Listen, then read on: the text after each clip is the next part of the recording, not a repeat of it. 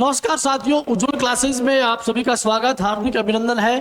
प्यारे विद्यार्थियों, आपको पता है कि उज्जवल क्लासेस पूरी तरह से बहुत ही सुपर डुपर क्लास लेके आता है, जिसके अंदर पढ़ करके बच्चा बिल्कुल जीरो से हीरो बनता है। उसी कवायद के ऊपर मैं आपको लेके चल रहा हूं। दोस्तों, क्रिया नामक टॉपिक अभी हमारा चल रहा है। इससे पहले 2 वीडियो मैंने आपके लिए क्रिया से संबंधित बनाई। आज भी मैं आपके सामने क्रिया टॉपिक लेकर के आया हूं। दोस्तों, मैं आपसे पिछले वीडियो में लास्ट में जो मैंने आपसे बात की थी वह आपको मैंने द्विकर्मक क्रिया को लेकर के की थी दोस्तों, जिसमें मैंने ये कहा कि क्रिया के साथ में 2 कर्म जब प्रयुक्त होते हो तो उसे द्विकर्मक क्रिया कहते हैं। उसके बाद हमने कहा कि द्विकर्मक क्रिया में पहला जो कर्म है, यानी कि कर्ता के साथ वाला जो कर्म है, वो सदैव प्राणीवाचक होना चाहिए, वह सदैव सजीव होना चाहिए, वह सदैव गौण होना चाहिए। और द्विकर्मक का दूसरा जो कर्म होगा, जो क्रिया के साथ वाला होगा, वह सदैव प्रिय विद्यार्थियों कैसा होगा, वह अप्राणीवाचक होगा, वह निर्जीव होगा, और यानी कि वो मुख्य होगा, प्रधान या बड़ा होगा। ऐसे वाक्य ही दोस्तों किस में आएंगे, वैसे वाक्य द्विकर्मक में आते हैं। चलो दोस्तों, आज की क्लास स्टार्ट करते हैं अपन।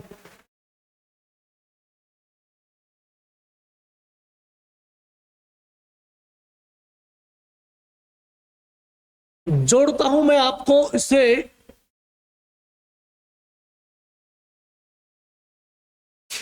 द्विकर्मक क्रिया की मैं आपसे बात कर रहा था। द्विकर्मक क्रिया की मैं आपसे बात कर रहा था। जैसे मैं यहां पर वाक्य लिखूं, मैं राधा कृष्ण को बांसुरी देती है। राधा कृष्ण को बांसुरी देती है, ये वाक्य लिखा मैंने। तो इस वाक्य में सबसे पहला काम, क्रिया से संबंधित कोई भी यदि प्रश्न आपके एग्जाम में आता है तो अपने को सबसे पहला काम है क्रिया को पहचानना। तो प्यारे विद्यार्थियों, इस वाक्य में क्रिया की बात की जाए तो देती है, ये तो क्या है, ये क्रिया शब्द आ गया। उसके बाद में क्या देती है, बांसुरी देती है, ये कर्म आ गया। और किसको देती है, ये कृष्ण को देती है, तो ये भी क्या आ गया, ये कर्म आ गया। कौन देती है से प्रश्न करने पर उत्तर में सदैव क्या मिलेगा, आपको कर्ता मिल जाएगा दोस्तों। ठीक है।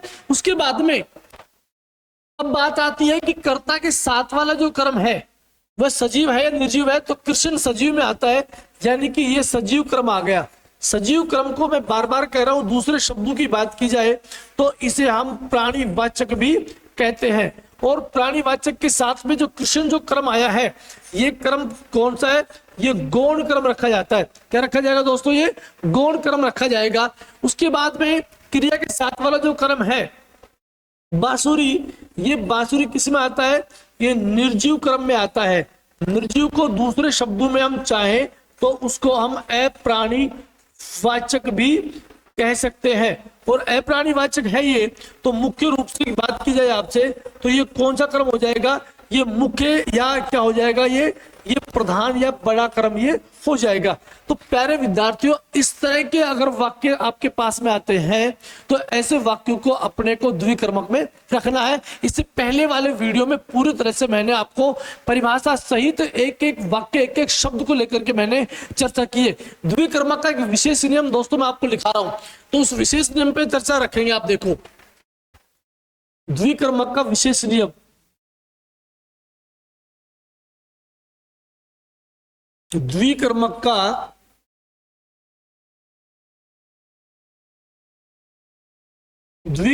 का एक विशेष नियम है जो आपको याद रखना है बहुत ही शानदार तरीके से। आपको जब द्विकर्मक क्रिया के वाक्य दे, देना, दिया और दी, जब द्विकर्मक क्रिया के वाक्य दे, देना, दिया, दी क्रिया से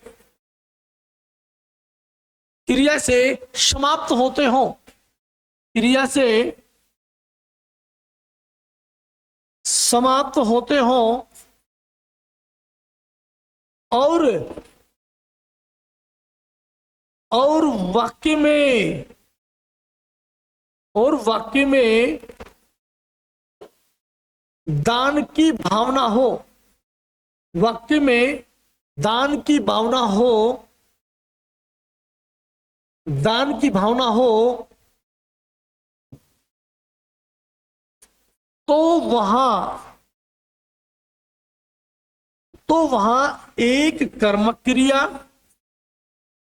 तो वहां एक कर्म क्रिया, हमने कहा जब वाक्य में दान की भावना हो, जब वाक्य में दान की भावना हो तो प्यारे विद्यार्थियों वहां पर एक कर्म क्रिया तथा दंड की भावना हो, तो दंड की भावना हो, तो दंड की भावना हो तो द्विकर्मक क्रिया होती है, द्विकर्मक क्रिया होती है। बहुत ही शानदार नियम है, आपको ये बिल्कुल याद रखना है। हमने कहा आपसे कि जब द्विकर्मक क्रिया के वाक्य दे देना दिया से, दे देना दिया और दी से, दी क्रिया से यदि समाप्त होता है और यदि वाक्य में किसकी भावना, यदि वाक्य में दान की भावना अगर है, वाक्य में यदि दान की भावना दोस्तों अगर है तो वह वाक्य एक कर्मक क्रिया का माना जाएगा। और यदि वाक्य के अंदर दंड की यदि भावना है तो वह वाक्य दोस्तों किसका माना जाएगा, वह वाक्य द्विकर्मक का माना जाएगा। मैं जैसे उदाहरण की दोस्तों बात करूं आपसे, उदाहरण की यहां पर दोस्तों मैं बात करूं आपसे कि जैसे सेठ ने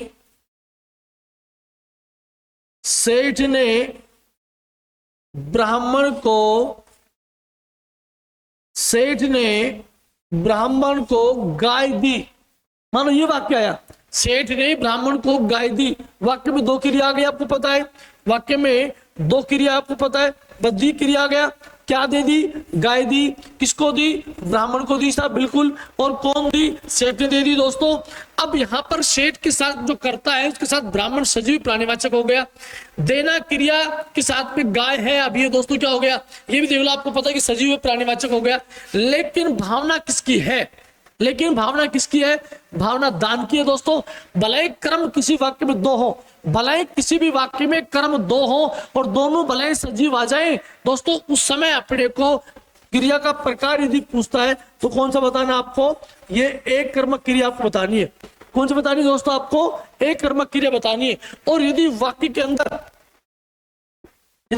अंदर यदि यहां पर अगर दंड की भावना है, जैसे राजा ने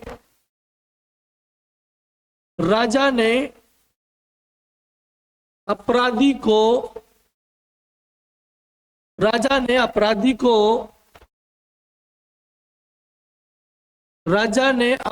को दंड दिया, तो दोस्तों इसके अंदर भी क्या है, दो इसमें क्या दिया, दंड दिया, तो और किसको, अपराधी को, कौन, राजा ने।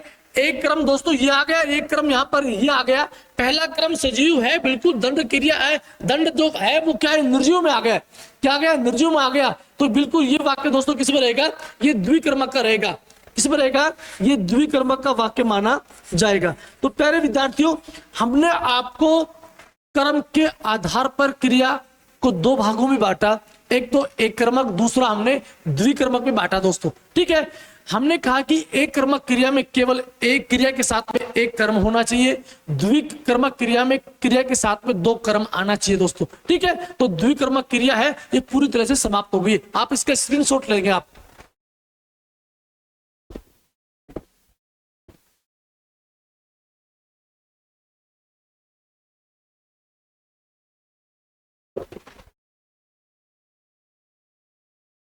ये चलते देखो, अब दोस्तों हमने आपसे बात की कि क्रिया के मुख्य रूप से प्रकारों की बात की, तो क्रिया के मुख्य रूप से प्रकार होते तीन, नंबर 1 पर मैं कर्म के आधार पर आपको पढ़ा चुका हूं। अब 2 नंबर पे हम बात करते हैं जो रचना, संरचना एवं प्रयोग के आधार पर है। तो देखिए प्यारे विद्यार्थियों, 2 नंबर पर रचना या संरचना या प्रयोग के आधार पर, प्रयोग के आधार पर क्रिया के 8 भेद माने जाते हैं। क्रिया के 8 भेद होते हैं। क्रिया के 8 भेद होते हैं। कौन कौन के दोस्तों भेद होते हैं, बिल्कुल मैं चर्चा कर रहा हूं आपसे। नंबर 1 पर देखो, नंबर 1 पर है सामान्य क्रिया। नंबर 1 पर क्या है? सामान्य क्रिया। 2 नंबर पर दोस्तों बात करूं आपसे मैं, तो 2 नंबर पर है कृदंत क्रिया। कृदंत क्रिया। 3 नंबर पर दोस्तों बात करूं मैं आपसे, सहायक क्रिया। आराम से तसल्ली से आपको नोट्स बनाने हैं शानदार तरीके से। 4 नंबर की बात करूं आपसे, पूर्वकालिक क्रिया। पूर्वकालिक क्रिया। 5 नंबर पे दोस्तों मैं आपसे बात करूं, प्रेरणार्थक क्रिया। प्रेरणार्थक क्रिया। 6 नंबर पे आपसे बात करूं मैं तो नाम धातु क्रिया। नाम धातु क्रिया। और 7 नंबर पर दोस्तों बात करूं मैं आपसे तो संयुक्त क्रिया। संयुक्त क्रिया। और 8 नंबर पर दोस्तों सजातीय क्रिया। बहुत ही शानदार टॉपिक है क्रिया का। अगर आपको क्रिया अगर बिल्कुल समझ में आ गई है निश्चित रूप से, तो दोस्तों जानेंगे आपको और जो कारक है वो समझ में आ जाएगा, वाच्य समझ में आ जाएगा, पक्ष भी क्रिया से जुड़ा हुआ है वो आपको समझ में आराम से आ जाएगा, काल भी आपको समझ में आ जाएगा। क्रिया हिंदी भाषा व्याकरण का सबसे महत्वपूर्ण टॉपिक है। तो मैं रचना, प्रयोग और संरचना के आधार पर क्रिया के भेदों और प्रकारों की दोस्तों आपसे बात कर रहा हूं। 8 भेद या प्रकार होते हैं आपके सामने। सामान्य क्रिया, कृदंत क्रिया, सहायक क्रिया, पूर्वकालिक क्रिया, प्रेरणार्थक क्रिया, नाम धातु क्रिया, संयुक्त क्रिया और सजातीय क्रिया। आराम से स्क्रीनशॉट लीजिए आप इसका, ठीक।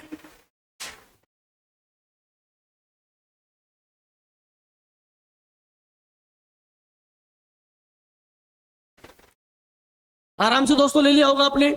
आगे बात करता हूं आपसे। अब क्रम से मैं आपको पढ़ा रहा हूं एक से बढ़, यहां पर एक नंबर लेकर के। नंबर 1 पर हमने कहा सामान्य क्रिया। दोस्तों नाम से मालूम पड़ रहा है कि ये क्रिया किस प्रकार की क्रिया है। ये सामान्य क्रिया है दोस्तों। कैसी क्रिया? देखो,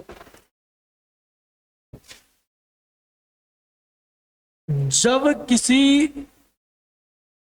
वाक्य में, जब किसी वाक्य में क्रिया या धातु के साथ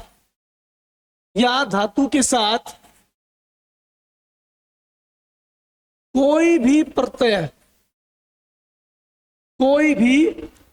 जब किसी वाक्य में किसी भी क्रिया और धातु के साथ कोई भी प्रत्यय नहीं जुड़ता हो उसे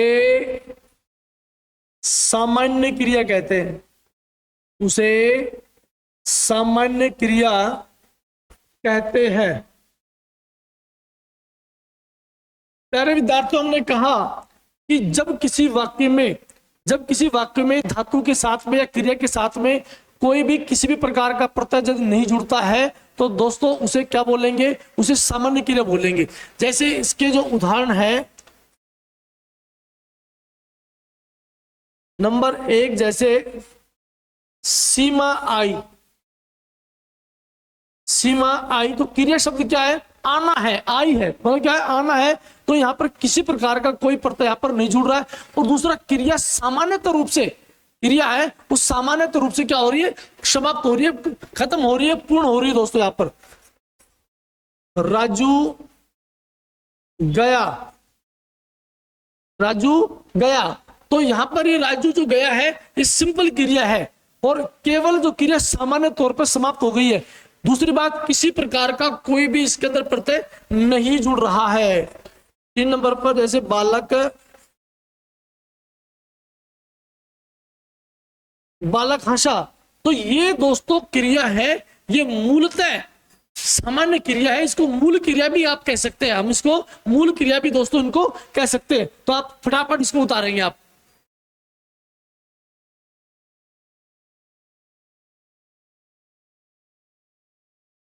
आराम से आपने इसकी स्क्रीनशॉट लिया होगा। ठीक, चलते हैं आगे। 2 नंबर पे यदि बात की जाए आपसे, तो कृदंत, आपको दोस्तों पता है कि ये कृत धन में अंत, संधि की दोस्तों तुमसे बात की जाए तो क्या संधि कौन सी, इसमें संधि नाम पूछे तो इसमें व्यंजन संधि आपको बतानी है। कौन सी बतानी है आपको, व्यंजन संधि दोस्तों आपको बतानी है। ठीक है, तो कृत का मतलब ही क्या होता है, कृत का मतलब धातु है। धातु के पीछे दोस्तों क्या जोड़ना है आपको, कोई भी प्रत्यय जुड़ा मिलेगा। धातु के साथ में कोई भी प्रत्यय यदि जुड़ जाता है, सीधी परिभाषा आपकी दोस्तों बन जाएगी कि जब धातु के अंत में, जब धातु के अंत में, जब धातु के अंत में कोई भी प्रत्यय, कोई भी प्रत्यय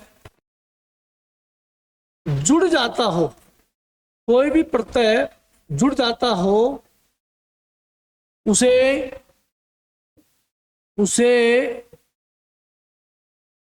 कृदंत क्रिया कहते हैं, उसे कृदंत क्रिया कहते हैं। धातु के साथ में कोई भी प्रत्यय जुड़ जाता है तो ऐसी क्रिया कौन सी क्रिया कहलाएंगी, ऐसी क्रिया कृदंत क्रिया दोस्तों कहलाती है। जैसे ये आपके पास में धातु है, यहां पर ये प्रत्यय जुड़ गया,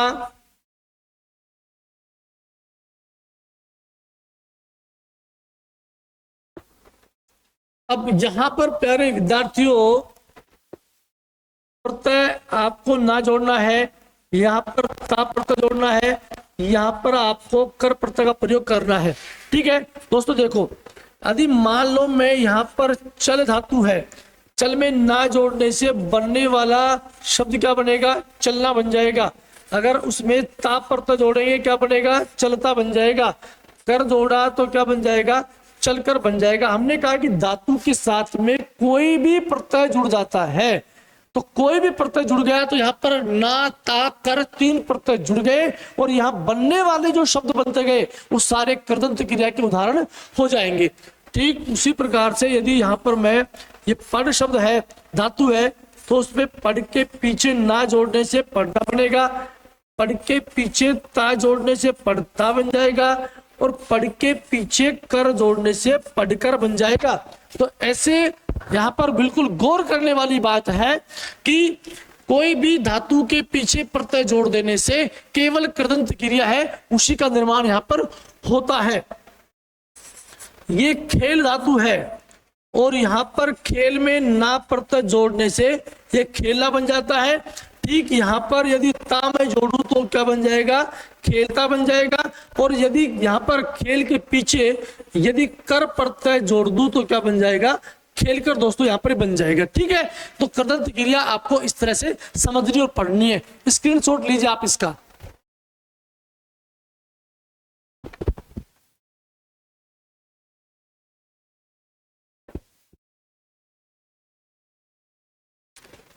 आगे प्रयोग एवं रचना के आधार पर मैं बात कर रहा हूं 3 नंबर पर शाही क्रिया।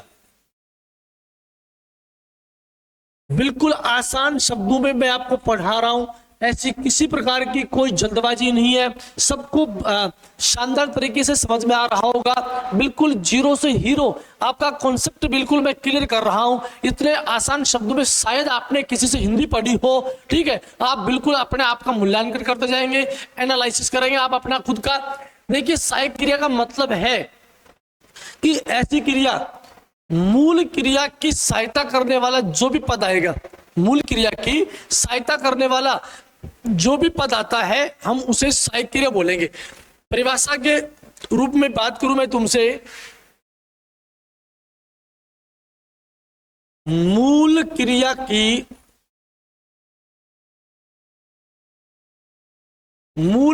की सहायता करने वाला पद, मूल क्रिया की सहायता करने वाला पद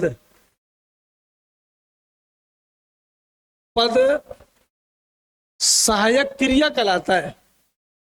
मूल क्रिया की सहायता करने वाला पद सहायक क्रिया कहलाता है, सहायक क्रिया कहलाता है। दोस्तों आपको पता है इसको अंग्रेजी में हम हेल्पिंग वर्ब बोलते हैं, अंग्रेजी में उसको क्या बोलेंगे, हेल्पिंग वर्ब बोलते हैं उसको, ठीक है। अपने हिंदी में क्या होता है, सहायक क्रिया। जो हमेशा क्रिया, आपको पता है कि हमेशा क्रिया और वो क्रिया है हमेशा क्या आएगी, ये हमेशा क्रिया के बाद में, हमेशा क्रिया के बाद में क्या आती है, हिंदी भाषा में सहायक क्रिया आती है, जो सदैव क्या रहेगी, अंत में रहेगी, सदैव क्या रहेगी, अंत में रहेगी। कैसे दोस्तों,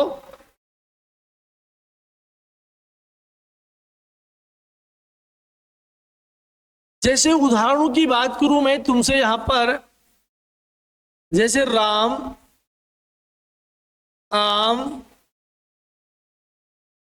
खा रहा है, राम आम क्या कर रहा है, खा रहा है। तो वाक्य में सबसे पहले देखो क्या है, ये खाना, तो ये क्रिया हो गई। हमने कहा कि मूल क्रिया की सहायता करने वाला पद, मूल क्रिया की सहायता करने वाला जो पद आया, ये जो पद आया है इसी पद को क्या बोलेंगे, सहायक क्रिया। तो रहा है जो आया है ना, ये हम इसी को बोलेंगे सहायक क्रिया, इसी को क्या बोलेंगे, सहायक क्रिया बोलेंगे। दोस्तों क्या खा रहा है, आम खा रहा है, तो अब ये कर्म हो गया, और कौन खा रहा है, राम खा रहा है, तो ये क्या कहलाएगा, ये कर्ता कहलाएगा, ठीक। दूसरे नंबर पर सीता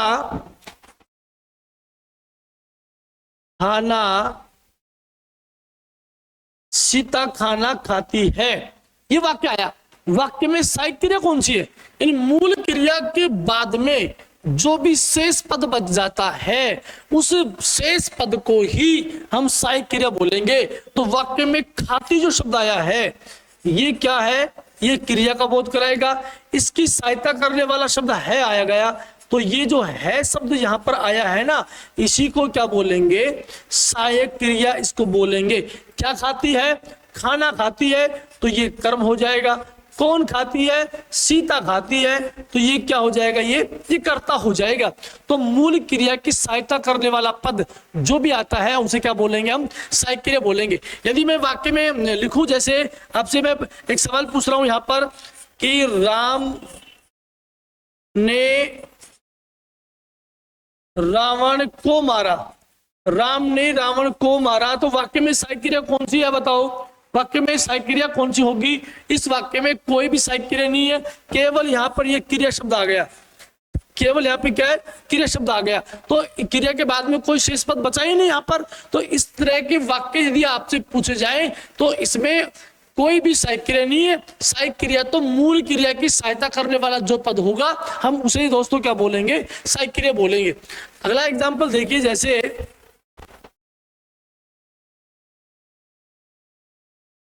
इसी वाक्य को दोबारा मैं लिख रहा हूं, तो घुमा करके देखो, राम ने रावण को मारा था, ये लिखा मैंने, राम ने रावण को मारा था। तो अब बिल्कुल इस वाक्य में सहायक क्रिया आ गई, अब बिल्कुल इस वाक्य में सहायक क्रिया आ गई, क्योंकि ये तो मारना तो क्या है, क्रिया है, और इसकी सहायता करने वाला था आ गया। हम इसे दोस्तों क्या बोलेंगे, हम इसी को सहायक क्रिया बोलेंगे। और किसको मारा यहाँ पर? रावण को। तो यहाँ पर ये रावण कर्म है। कौन मारा था? राम ने मारा। तो ये यहाँ पर क्या हो जाएगा? कर्ता हो जाएगा। तो इस तरह से मूल क्रिया की सहायता करने वाला, मूल क्रिया की सहायता करने वाला जो भी पद आएगा, हम इसी पद को दोस्तों, इसी पद को क्या बोलेंगे? सहायक क्रिया बोलेंगे। इसी पद को बोलेंगे जो हिंदी भाषा में वाक्य के मूल क्रिया के सदैव अंत में आती है। स्क्रीनशॉट लीजिए आप इसका।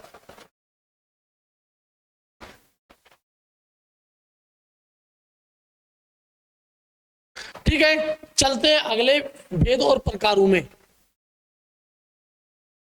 4 नंबर पर पूर्वकालिक क्रिया। पूर्वकालिक क्रिया बहुत ही शानदार है। यहां से प्रश्न 100% आने की पूरी पूरी संभावना रहती है। प्यारे विद्यार्थियों, आपको बिल्कुल ध्यानपूर्वक पढ़ना है। शायद किसी प्रकार का कष्ट नहीं हो रहा होगा। बिल्कुल मैं आसान, सहज और सुस्पष्ट भाषा में आपको मैं क्रिया टॉपिक पढ़ा रहा हूं दोस्तों। देखिए, पूर्वकालिक क्रिया किसे कहते हैं? जब किसी वाक्य में, जब किसी वाक्य में कर्ता एक क्रिया, यानी कि पहली क्रिया की बात कर रहा हूं मैं, यानी कि कौन सी क्रिया की? पहली क्रिया की बात कर रहा हूं। जब किसी वाक्य में कर्ता एक क्रिया समाप्त करके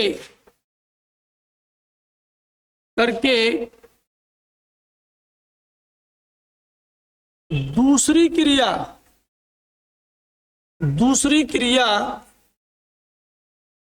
आरंभ करता हो, दूसरी क्रिया आरंभ करता हो। हमने कहा कि जब किसी वाक्य में कोई भी जो करता है वो पहली क्रिया समाप्त करेगा और समाप्त करने के बाद में दूसरी क्रिया जब आरंभ करता है, तो जो पहली समाप्त होने वाली जो क्रिया होगी, पहली जो समाप्त होने वाली जो क्रिया होगी, हम उसी क्रिया को पूर्वकालिक क्रिया बोलते हैं। करके दूसरी क्रिया आरंभ करता हो तो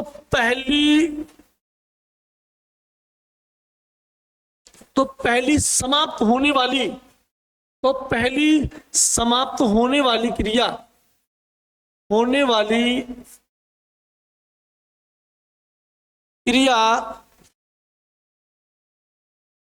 पूर्वकालिक क्रिया कहलाती है। पूर्वकालिक क्रिया कहलाती है। अच्छी तरह से बिल्कुल समझना है। वाक्य में दो क्रिया आएंगी। पहली क्रिया के बाद में, समाप्त करने के बाद में कर्ता दूसरी क्रिया आरंभ करेगा, तो पहली समाप्त होने वाली जो भी क्रिया आएगी, हम उसी क्रिया को पूर्वकालिक क्रिया बोलेंगे। दोस्तों, पूर्वकालिक क्रिया में देखो क्या होता है। ये पहली क्रिया है और इस पहली क्रिया में आपको एक तो कर या फिर आपको कर के शब्द जोड़ा जाता है। पहली क्रिया के साथ में कर या कर के शब्द जोड़ा जाएगा। दोस्तों, ये बिल्कुल अपने को याद करने वाला बिंदु है, बहुत ही महत्वपूर्ण बिंदु है। और इसको याद करेंगे कि जब पहली क्रिया समाप्त होने वाली होती है, तो पहली क्रिया के साथ में आपको दो शब्दों में से एक शब्द जोड़ना है। या तो कर जोड़ो या फिर करके जोड़ो। इन दोनों का प्रयोग करके आप पूर्वकालिक क्रिया का प्रयोग करेंगे। दोस्तों, जब कैसे होता है, जैसे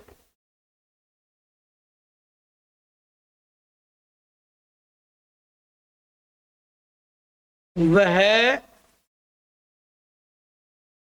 नहाकर खाना पकाती है।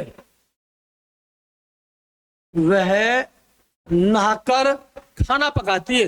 दोस्तों, इस वाक्य में दो क्रिया है। वह नहाकर खाना पकाती, दो क्रिया है।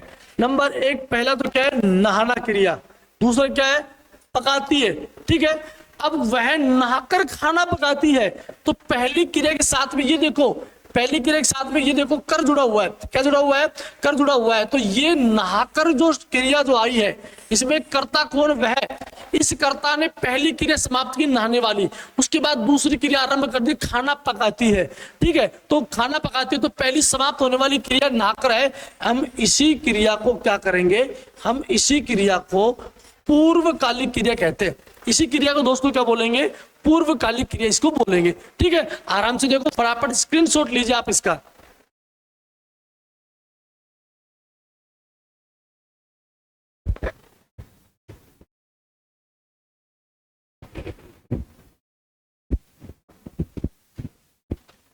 और भी इसके काफी अच्छे एग्जाम्पल उदाहरण है जिनके ऊपर मैं चर्चा रख रहा हूं, जैसे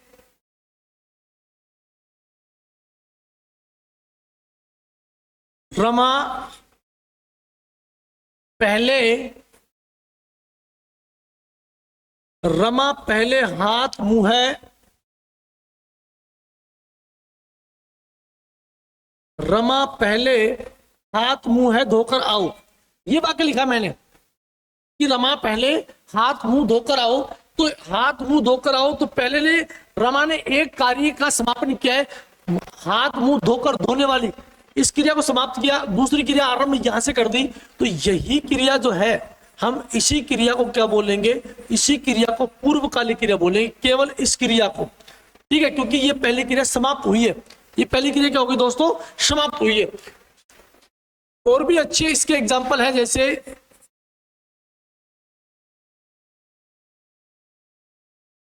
बच्चा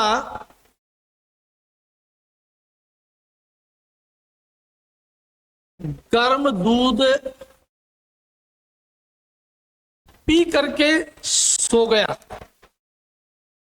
बच्चा गर्म दूध पी करके सो गया। अब की बार भी दोस्तों देखो यहां पर क्या है, पी करके, ये पहली क्रिया, सो गया ये दूसरी क्रिया। तो पहली क्रिया बच्चे ने समाप्त की, पीने वाली क्रिया, पहली क्रिया समाप्त कर दी पीने वाली, और पी धातु है इसके साथ में करके भी शब्द जोड़ा गया है। तो यही जो क्रिया है, पहली समाप्त होने वाली जो क्रिया है, यही क्रिया दोस्तों क्या कहलाएगी, ये पूर्वकालिक क्रिया कहलाएगी। इसके अलावा एक और एग्जांपल मैं आपको देता हूं, देखो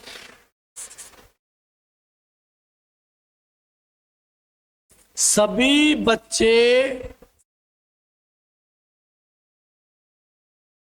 मैदान में खेलकर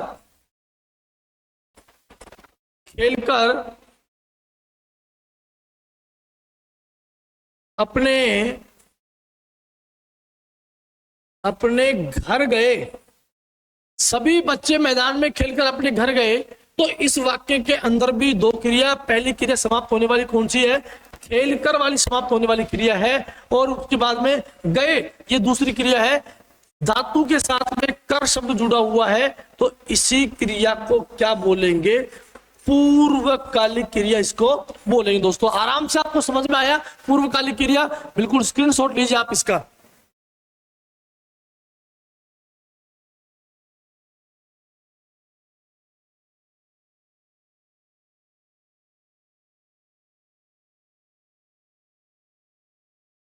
ठीक है दोस्तों, आपने आराम से इसको उतारा होगा। बिल्कुल आज की क्लास दोस्तों अपनी यहीं तक रहेगी, और मैं उम्मीद कर रहा हूं आपको पूरी तरह से ये क्लासेस समझ में आ रही हुई। क्रिया बिल्कुल शानदार तरीके से, शायद आपने इतनी शानदार और ट्रिक बेस के ऊपर आपने कभी पढ़ी नहीं होगी। बिल्कुल आपको राजस्थान हाई कोर्ट, चाहे ग्रुप डी की भर्ती हो या केवल चतुश्रेणी कर्मचारी की भर्ती हो या यहाँ पर शिक्षक ग्रेड फर्स्ट सेकंड थर्ड वाली की भर्ती हो, जिस भी भर्ती के अंदर क्रिया टॉपिक यदि आता है तो मैं आपसे ये वादा करता हूं कि आपका एक भी प्रश्न इससे बाहर नहीं जाएगा। आप पूरी ईमानदारी से उज्जवल क्लासेज है उसको आप ज्वाइन कीजिए और भरोसा रखिए, ये आपका अपना चैनल उज्जवल क्लासेज है जो पूरी तरह से परीक्षा पे खरा उतरता है। पूरी तरह से दोस्तों बिल्कुल ये खरा उतरता है। तो आपसे मैं उम्मीद कर रहा हूं कि आप पूरी तरह से जुड़ेंगे, जरूर जुड़ करके अपने भविष्य को आप उज्जवल बनाएंगे। बिल्कुल आपको उज्जवल तो बनना पड़ेगा, क्योंकि आपको पता है कि हम आपके लिए बहुत ही शानदार कंटेंट, बहुत अच्छे टीचरों की टीम जो हमारे पास में है, इस मंच के द्वारा मैं आज कह रहा हूं आपसे कि आपको इन फ्यूचर भविष्य में आने वाली जो भी प्रतियोगी परीक्षा जो होंगी उनमें उज्जवल क्लासेस देख लेना, बिल्कुल खरा उतरेगा। बिल्कुल मैं तमाम राजस्थान के प्रदेशवासियों को यह कहना चाह रहा हूं बिल्कुल कि आप इस चैनल को ज्वाइन कीजिए और ज्वाइन करके अपने सपनों को साकार कीजिए। दोस्तों, सपने सच उसी के होते हैं जिनके सपनों में जान होती है। सपने सच उसी के होते हैं जिनके सपनों में जान होती है। कोरे पंख लगाने से कुछ भी नहीं होता, मंजिल तो उन्हें मिलती है जिनके हौसलों में उड़ान होती है, जिनके हौसलों में उड़ान होती है। दोस्तों, बिल्कुल इससे अगला वीडियो देखना बिल्कुल भी ना भूलें, क्योंकि क्रिया का अभी बचा हुआ है। केवल मैंने 4 क्रिया आपको पढ़ाई है, 4 क्रिया दोस्तों आपको बाकी है, वो भी बेहतरीन तरीके से, वो भी पूरे ट्रिक के साथ में दोस्तों आपको बताई जाएगी। बिल्कुल, इसलिए आप मुझे इजाजत देंगे। ठीक है, जय हिंद, जय भारत दोस्तों।